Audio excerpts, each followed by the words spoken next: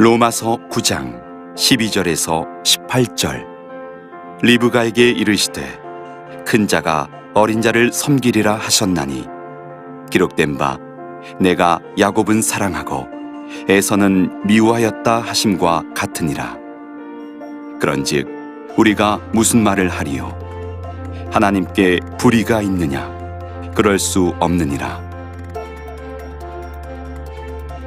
모세에게 이르시되 내가 긍휼히 여길 자를 긍휼히 여기고 불쌍히 여길 자를 불쌍히 여기리라 하셨으니 그런즉 원하는 자로 말미암음도 아니요 다른 박질하는 자로 말미암음도 아니요 오직 긍휼히 여기시는 하나님으로 말미암음이니라. 성경이 바로에게 이르시되 내가 이 일을 위하여 너를 세웠으니 곧 너로 말미암아 내 능력을 보이고 내 이름이 온 땅에 전파되게 하려 함이라 하셨으니 그런즉 하나님께서 하고자 하시는 자를 긍휼히 여기시고 하고자 하시는 자를 완악하게 하시느니라.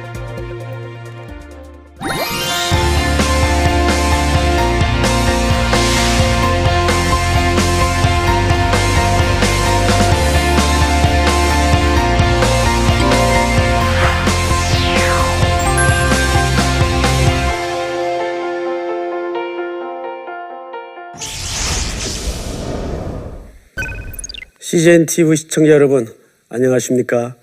삼일교회 송태건 목사입니다. 오늘 로마서 강해는 긍휼히 여길 자를 긍휼히 여김이라는 주제로 여러분들과 나누겠습니다.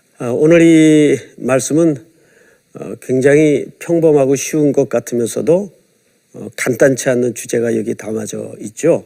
선택이라는 핵심 주제가 설명돼야 되기 때문입니다. 성령께서 모든 여러분들의 이해와 지혜를 열으셔서 잘 전달되도록 기도하는 마음으로 저도 여러분들도 함께 했으면 좋겠습니다. 우선 로마서 9장 한 1절을 좀 볼까요? 내가 그리스도 안에서 무슨 말을 하죠? 참말을 하고 그 다음에 또 반대 개념인 거짓말을 아니하노라 이렇게 돼 있어요. 사실 이러한 표현들은 오늘날에도 우리가 쉽게 쓰는 표현이긴 하지만 당대에는 그렇게 익숙한 표현이나 또 자주 쓰는 표현은 아니었어요. 사도 바울이 살던 시대보다 훨씬 앞선 인물이 아리스토텔레스라는 분이 있습니다. 유명한 철학자이기도 하죠. 그분이 생성한 개념이에요. 이 속에는 세 가지가 있다고 하죠. 에토스라는 말은 그 사람에 대한 신뢰성을 얘기합니다. 보통 우리도 누가 얘기한 건데 에 따라서 받아들이는 감도가 달라지죠. 에토스. 두 번째는 파토스라는 개념이 있죠. 파토스라는 개념은 인간의 정서 또는 감정 이런 요소를 얘기하고 제일 중요한 게 로고스인데 이건 우리가 많이 듣던 표현이죠. 뒤에는 이제 우리가 이 말씀으로 이해를 하는데 이 로고스라는 말은 그 내용과 내용의 논리 정연한 질서 그 당시에는 로고스라고 부르곤 했습니다. 이렇게 언어에는 세 가지 영역이 있다 그래요. 그런데 사도 바울이 내가 그리스도 안에서 참말을 하고 거짓말을 아니한다라는 말은 이 에토스에 해당하는 이야기입니다. 나에게 큰 근심이 있는 것은 바울의 마음속에 또 뭐가 있어요? 근심이 있어요. 마음에 그치지 않는 고통이 있는 것을 내 양심이 성령 안에서 나와 더불어 증언한다. 여러분 사도 바울의 마음속에 담아진 근심은 뭘 것 같습니까? 그 근심이 어느 정도인가 하면 마음에 그치지 않는 고통이 있는 것을 내 양심이 성령 안에서 나와 더불어 증언한다라는 말로 봐서 그 근심은 성령님도 바울의 마음속에서 같이 느끼는 어떤 통증이었던 것 같아요. 그것은 로마서 10장 1절에 보면 이런 말씀이 있습니다. 형제들아, 내 마음에 원하는 바와 하나님께 구하는 바는 누구를 위함이죠? 그렇죠. 이스라엘을 위함이니 곧 그들로 뭘 받게 하려고? 구원을 받게 함이라. 그러니까 방금 전 로마서 9장에서 사도 바울의 마음속에 성령과 함께 고통스럽게 일어나는 어떤 큰 근심은 무엇에 대한 근심인가 하면 이스라엘의 구원을 위한 근심이에요. 이런 근심이 그냥 어느 날 갑자기 생긴 걸까요? 결코 그렇지는 않습니다.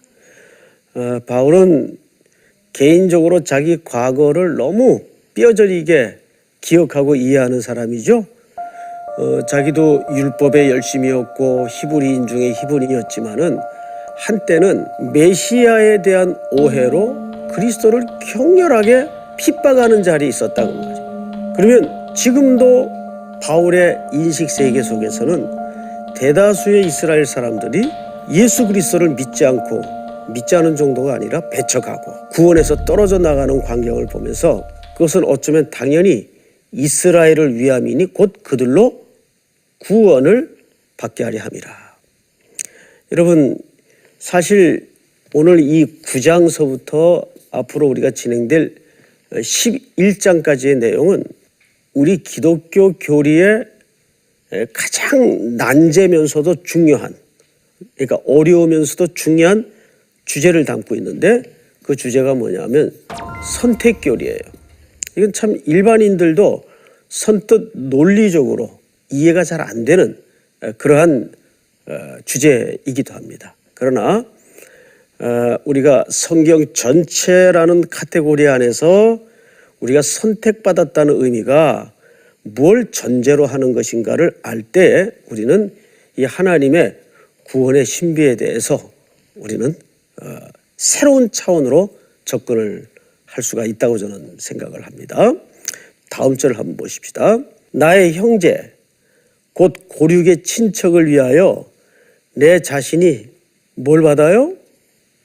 저주를 받아 그리스도에게서 어떻게 할지라도 끊어질지라도 굉장히 좀 무시무시한 얘기가 등장을 합니다.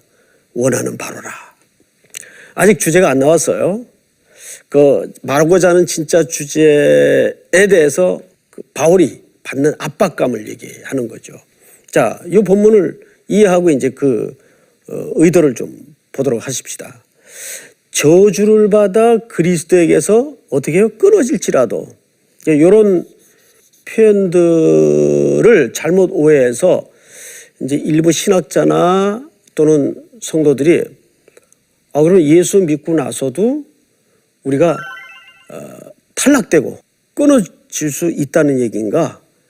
이렇게 이제 오해를 하거나 또 그런 이유 때문에 이런 여지의 표현을 한 것이다 라고 이제 강조하는 분들도 있죠. 그러나 이것은 하나의 수사법입니다. 예를 한번 들어볼까요? 자녀를 키울 때 모든 자녀들이 다 양순하게 말 잘 들으면 얼마나 좋겠어요. 근데 한 번씩은 격렬한 홍역기를 지나가죠. 그러면 얼러봐도 안 되고 매를 들어도 안 되고 야단을 쳐도 안 되고 그럴 때 이제 아빠가 화가 나서 애를 앉혀놓고 너랑 나랑 이제 호적 정리하자. 그렇게 이제 화가 나서 말씀하실 수는 있죠. 그런데 여러분 어느 아빠가 그걸 진심으로 얘기를 하겠습니까? 그것은 강렬한 아빠가 아들에 대한 반어법이죠. 제발 말 좀 들어다오. 그 얘기를 그렇게 할 수 있는 겁니다. 우리는 그거를 수사법이라고 얘기를 하죠. 그러니까 끊어질지라도라는 말은 그런 차원에서의 이야기지 구원 받았다가도 여지에 따라서 탈락될 수 있다. 자, 그 얘기는 아니에요. 그렇다면 뭘 모독하는 이야기가 됩니까? 십자가. 예수님의 십자가의 죽음과 그 사건은 한 번에 단번에 영원히 이루어진 사건이기 때문에 어떤 경우에도 변동이 되거나 가변성이 있는 사건이 아니에요. 그래서 영원히 단번에 이루어진 단회적인 완성된 사건이란 말이죠.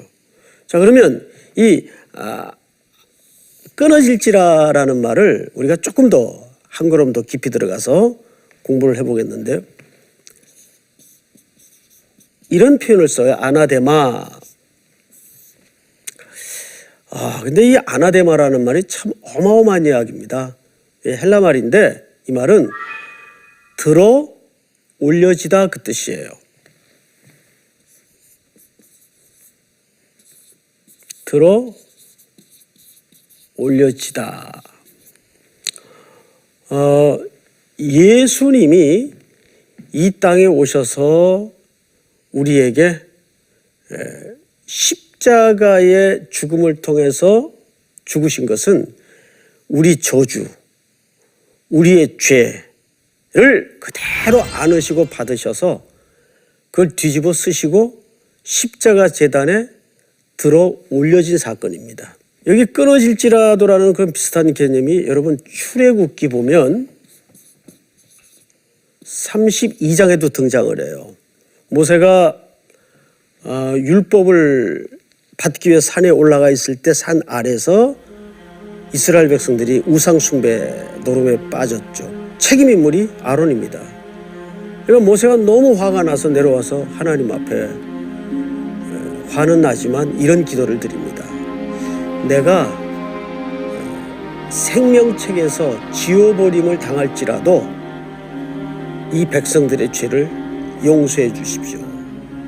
기억나시죠? 출애굽기 32장의 유명한 기도입니다. 나를 생명책에서 지워버리는 한이 있더라도 이 백성들의 돌이킬 수 없는 범죄에 대해서 용서해 주십시오 라는 기도를 드립니다. 비슷한 개념이에요. 끊어질지라도 라는 말은 아나데마, 즉 저주를 뒤집어 쓰고 제물로 들어 올려지는 거예요. 제물을 가지고 들어갈 때 안수를 하죠. 안수하는 이유는 이런 뜻입니다. 요즘 우리는 안수에 대한 개념이 잘못되어 있는데 죄를 전가시킨다. 죄를 그 제물에게 들이밀다. 이런 의미예요. 그런 차원에서 제물로 드려질 어린 양에게 안수를 하는 겁니다. 근데 그 죄를 어린 양이신 예수 그리스도가 저주를 입으시고 뒤집어 쓰시고 들어 올려지신 거예요. 그게 아나데마. 여기에 표현된 단어가 그런 개념을 담고 있습니다.